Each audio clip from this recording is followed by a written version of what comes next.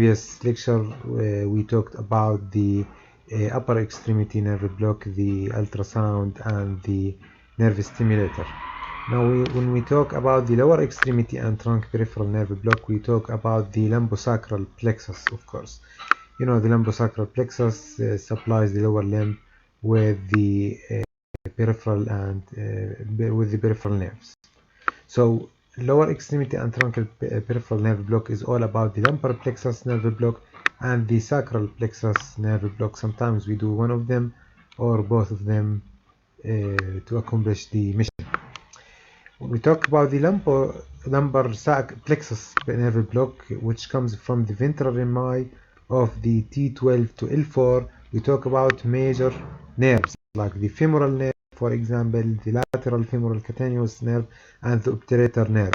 The three of them, the femoral, lateral femoral cutaneous, and obturator, can be blocked with single injection below the inguinal ligament in what we call the 3-in-1 block. The 3-in-1 block, like the Nescafe, as you can see here.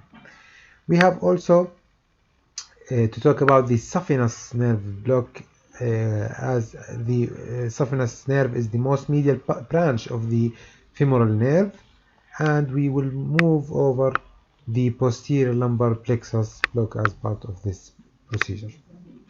Now the other part of the lecture is the sacral plexus nerve block, and the sacral plexus comes from the L4, L5, S1 to S4 ventral rami of the spinal cord, and it supplies the rest of the lower extremity. The lumbar plexus supplies the motor and sensory of the anterior thigh and the medial of the anterior thigh and sensory of the medial leg. The sacral plexus supplies the rest, the posterior thigh and the lateral leg, and so on and so forth. When we talk about the sacral plexus, we'll talk about the sciatic nerve block, which is for me, it's the most difficult, and the ankle block is the last thing to talk about, and then we move to the trunk nerve block. Okay, so let's get started with the femoral nerve block. The femoral nerve comes from the L2, L4. The innervation of the femoral nerve is as you can see in this picture, hip flexors.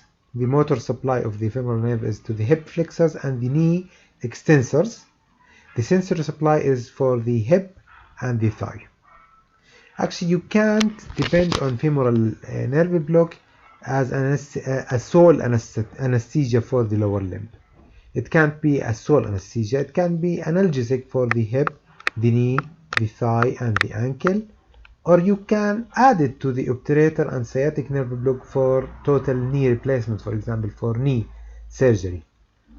But you can't use it alone for this purpose. Good news about the femoral nerve block is associated with low profile of complications.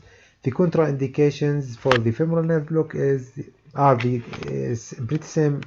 much the same as the contraindication for other nerve blocks: the local site infection, vascular grafting, local adenopathy, patient refusal, and coagulopathy, and so on.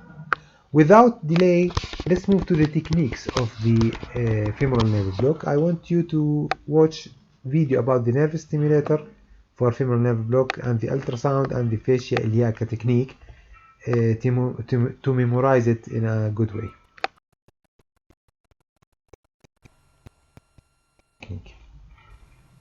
The pubic tubercle, the inguinal ligament,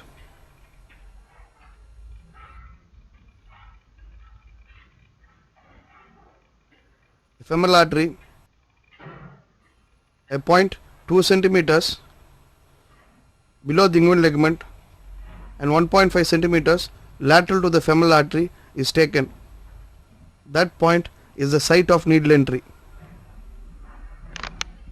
For an isolated femoral nerve blockade, the needle may be entered perpendicular to the skin.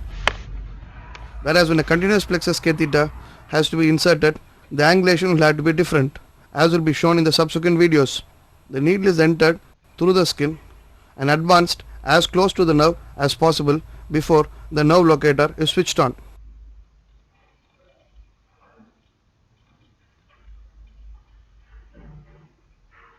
Once we reach the nerve, you can see the contractions of the muscles. This is happening at about 0.4 milliamperes. The needle is advanced further closer to the nerve and the current is reduced to 0.2 milliamperes and the same motor response is maintained.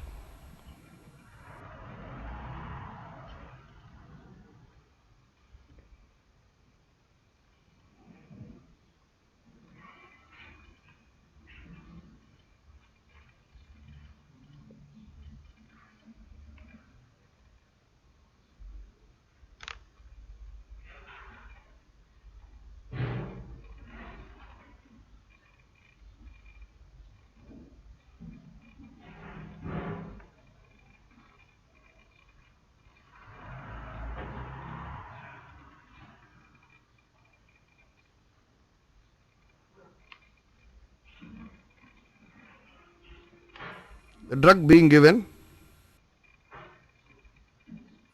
as there is always a possibility of the posterior divisions not being blocked, the needle is taken and another point 1 centimeter further lateral is chosen and the needle is pushed to an imaginary point just below the femoral artery.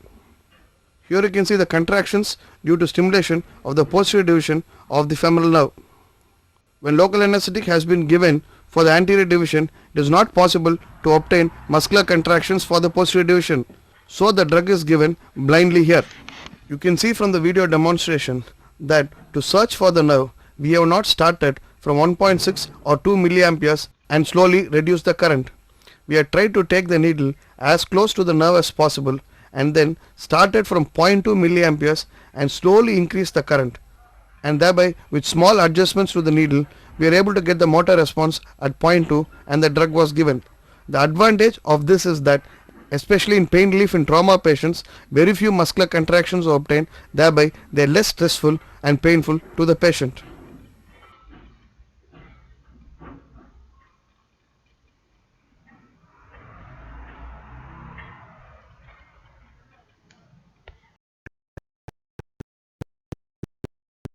A linear array Ultrasound. transducer with a nerve exam type is used to perform an ultrasound-guided femoral nerve block. The target depth is just superior to the inguinal skin crease, with the orientation marker directed to the patient's right. The common femoral artery is seen as a round, pulsatile structure. The transducer should be moved laterally 1 to 2 centimeters to identify the femoral nerve. The nerve lies deep to the fascia iliaca and appears as an oblong, bright hyperechoic structure lying on the iliacus muscle. It may contain dark hypoechoic circles that represent the nerve fascicles. The nerve always lies deep to the fascia iliaca and should not be confused with the bright hyperechoic tissue lying above the fascia, which is lymphatic tissue. The needle is advanced using an in-plane technique. The needle is positioned 1 to 2 centimeters lateral to the transducer and advanced under the transducer. The initial end point for the needle is just lateral to the nerve and deep to the fascia iliaca. The local anesthetic is injected incrementally close to the nerve. For a successful block, a spread of local should be observed on the femoral artery. If local anesthetic is identified anterior to the artery, then the needle is superficial to the fascia iliaca and the needle needs to be repositioned deeper.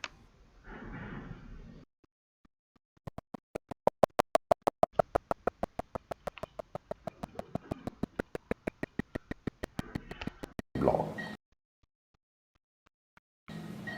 I have marked the anterior alias spine here. I have marked the pivot tubercle, and this joining line indicates the inguinal ligament, and I have marked the pulsating femoral artery here. Now, a point is taken in between the anterior alias spine and palpebral artery, in between, and this is about 1 centimeter below the inguinal ligament. 1 to 1.5 centimeter below the inguinal ligament is the point. This is the point for entry of the needle to block the fascia iliaca compartment. Another simple trick how to pinpoint the point of entry of needle is just catch hold the anterior alias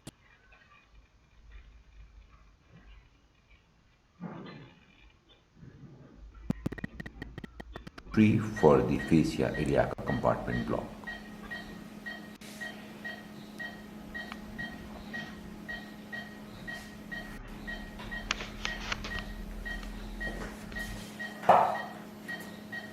Now, with this sharp needle, I have taken the 22 gauge needle. With the sharp needle, just anesthetize the skin. Raise the subcutaneous bleb here.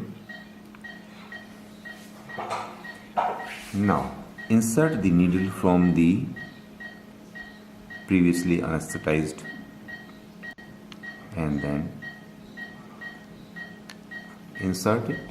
Now here you can see the syringe, the needle is jumping on the fascia lata here, and you can feel it pop when you pierce the,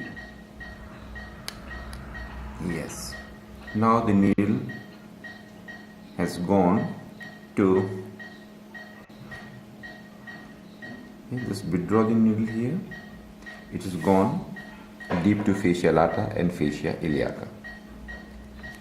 Now,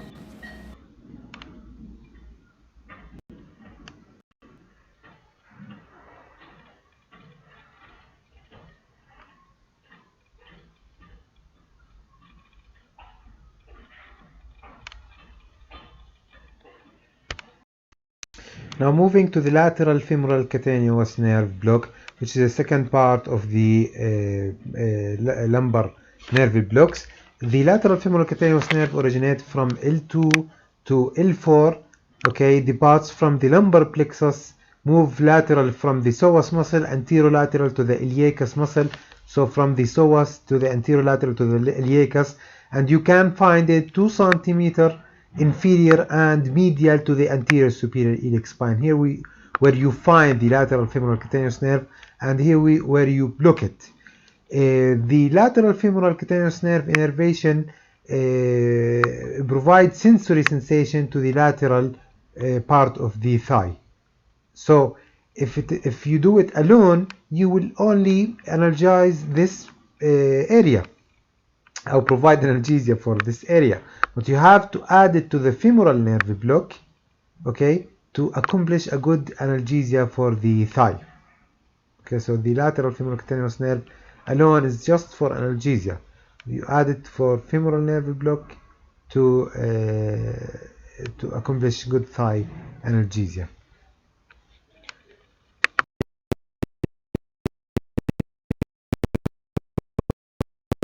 Nerve, as mentioned, how to block it. The patient is positioned supine or lateral, and the point 2 centimeter, this is the anterior superior iliac spine, 2 centimeter medial and 2 centimeter distal to the anterior superior iliac spine, is identified, and you use a short 22 gauge block needle and insert it, and you have to hear or observe the pop of the fascia lata.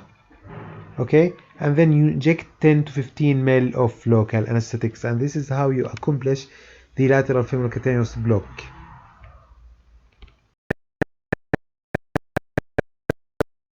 To block in the lumbar plexus, and one of the important angles of the triangle of the 3-in-1 block, which is a single injection below the inguinal ligament, is the obturator nerve. The obturator nerve originates from L2 to L4. It provides sensory supply for the medial thigh, the hip, and parts of the hip and the knee actually, and for motor for the hip adductors. So if you use a nerve stimulation to signify the obturator nerve, you'll find there will be a hip adduction. Okay. The obturator nerve block plus the femoral and the sciatic nerve block will accomplish a total anesthesia for the knee, and you can do a total knee replacement with obturator, femoral, and sciatic nerve block. About the anatomy of this nerve, it exits the pelvis from the obturator foramen, as you can see here. This is the obturator foramen. It exits the pelvis below the obturator foramen, below the superior rami of the pubic. Okay, superior pubic rami. This is the obturator nerve, and the adductors of obturator the nerve block. thigh. Okay, sensation, this is the sensory With the patient placed in the supply supine of position the obturator and the skin nerve. prepared with Sensory supply antiseptic, of the obturator nerve. the ultrasound probe is placed over the medial upper thigh.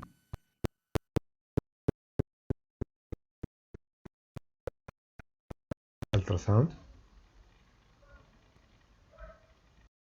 Anatomy. Adductor longus muscle. The obturator nerve. The pectineus muscle and adductor brevis muscle.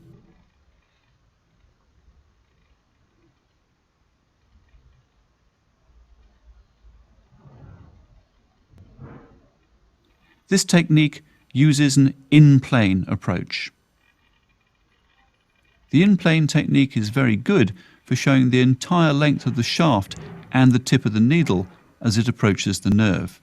We try to place the needle in the fascial plane between the pectineus muscle and the adductor longus muscle, as this may reduce bleeding in comparison with the needle passed directly through the muscles. Because of the fascial planes around the nerve, it's often difficult to visualize the nerve, and often it isn't until you start to inject the local anesthetic that you can clearly see the nerve bundles. This triangular appearance is typical because the local anesthetic spread is limited by the fascial planes.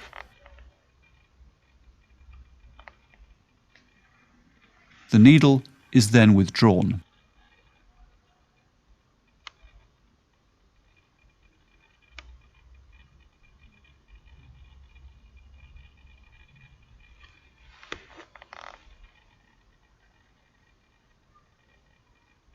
The inguinal ligament and the anterior superior iliac spine, a 0.1 centimeter medial and 1 to 1.5 centimeters below the inguinal ligament is chosen at the site of needle entry.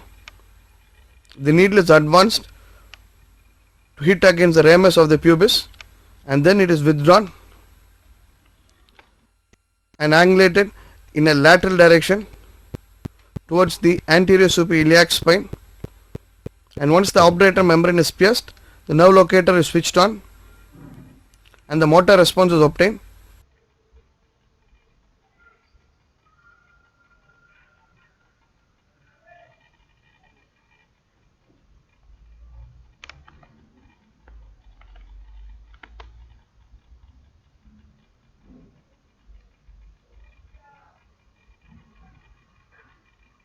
We can see the contraction of the adductor muscles once the obturator nerve has been reached. You can see the adductor muscles of the thigh.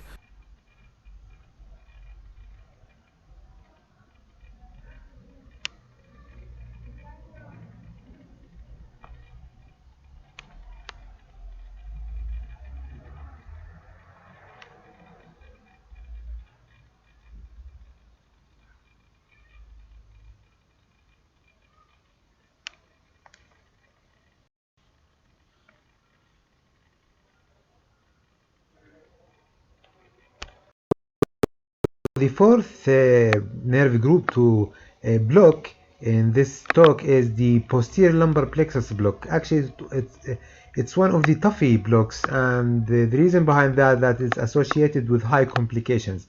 And why is it associated with high complications? Because it's surrounded by many vital structures, the posterior lumbar plexus. So you can do a retroperitoneal hematoma blocking it, vascular injury or intravascular injection of local anesthetic and local anesthetic toxicity, fecal and epidural injection, sometimes renal capsule injury and injection in the renal capsule. So many complications associated with posterior lumbar plexus block because of the proximity of many vital structures and because of the length of the needle that is used. The posterior lumbar plexus block useful in femoral in the distribution of the femoral, lateral femoral cutaneous nerve and the obturator nerve block. So the distribution of these nerves, you can do a posterior lumbar plexus block with caution. It's useful, in other words, for hip, knee and anterior thigh surgeries. Actually, proximal sciatic nerve alone is good enough for knee surgery, surprisingly. Okay, those are the structures: the inferior vena cava, the renal capsule, the ureter, many vital structures. By the way, the lumbar plexus, posterior lumbar plexus block targets the psoas muscle, where the nerves of the lumbar plexus lie. Something tricky is the landmarks of the posterior lumbar plexus block, and I'll make it easy for you. You have to draw a line on the spinous processes. This is the first line, and a line between the iliac crest. So this is the right and the left iliac crest. You draw a line along this, let's say, orientation, and a line on the vertebrae, spinous processes. Okay, and a line that is parallel. You localize the posterior superior iliac spine of the non-dependent side where you want to do your lumbar plexus block. So this is the posterior superior iliac spine, and you draw a line that is parallel to the first line you drew between the iliac crest. Okay, so there are three lines. The first one is between the iliac crests.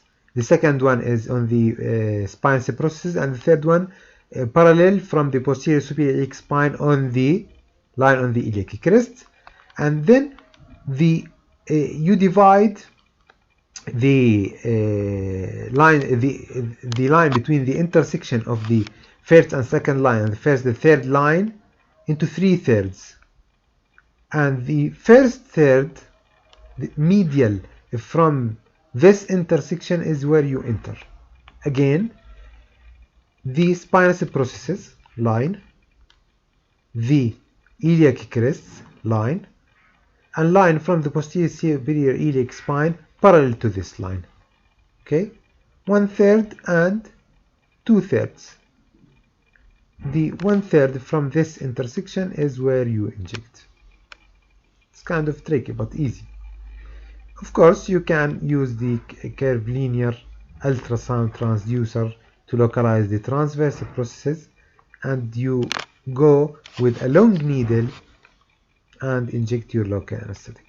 I will attach a video to show you the posterior this block, but not going to put it here to avoid you being bored. I'm going to mention in this talk about the lumbar plexus block is the saphenous, which is the most medial branch of the femoral nerve. The most medial branch of the femoral nerve. Saphenous innervation is to the medial skin of the medial leg and ankle, as you can see here, the medial leg and ankle. This is the innervation of the saphenous vein. You add it for sciatic nerve to complete analgesia and anesthesia below the knee. So the saphenous will assure analgesia and anesthesia of medial leg and ankle, and is medial to the quadriceps muscle will accomplish and the deep rest of to the sartorius muscle. Area below the knee. Below the knee. We have three approaches for saphenous nerve block: the transsartorial, the proximal saphenous nerve block, and Anatomy. the distal saphenous nerve block. Saphenous nerve. Infrapatellar branch of the saphenous nerve.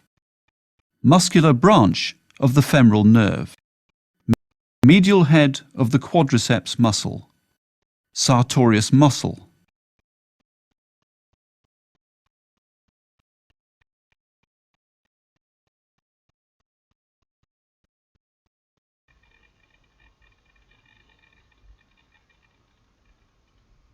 We use a 38 millimeter linear probe at high frequency, 30. We use an in-plane approach. The needle passes along the quadriceps muscle towards the saphenous nerve.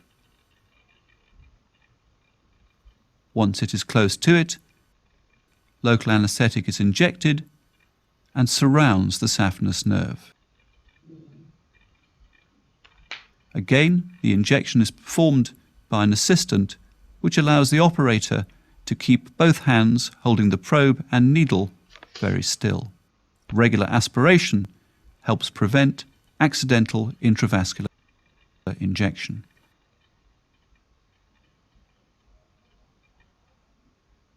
The use of ultrasound is particularly convenient as the saphenous nerve is a purely sensory nerve and is not a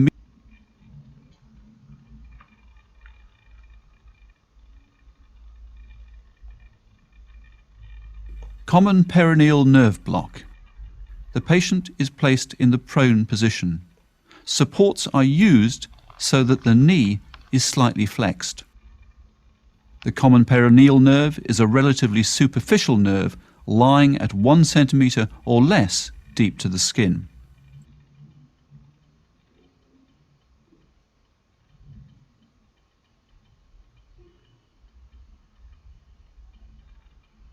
Anatomy.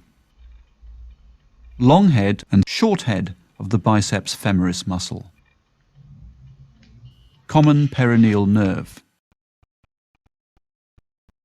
Tibial nerve. Femur.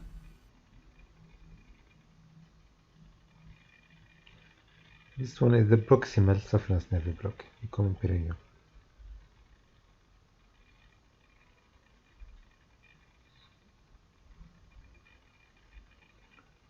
After preparation of the skin and sterilization, a 25mm linear probe at 13 MHz is used. Once the operator has identified the target nerve, the needle can then be inserted.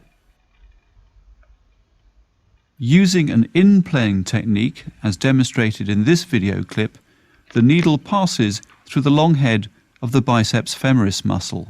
Seen very clearly in this ultrasound video clip is behind the needle. The common peroneal nerve is typical for a peripheral nerve and is a further injection medial to the nerve is performed.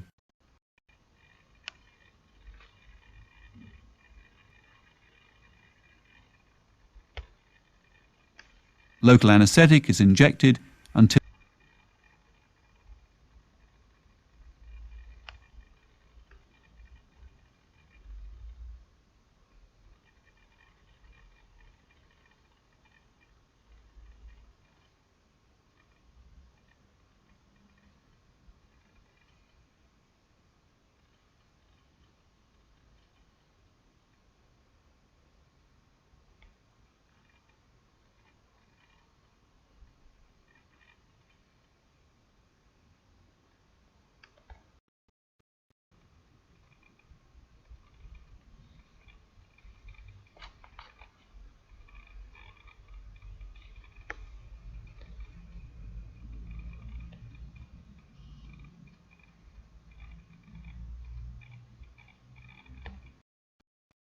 Okay, the distal saphenous nerve block is a part of the ankle block. We'll talk about it later. Okay, next video I'm going to discuss the sciatic nerve block.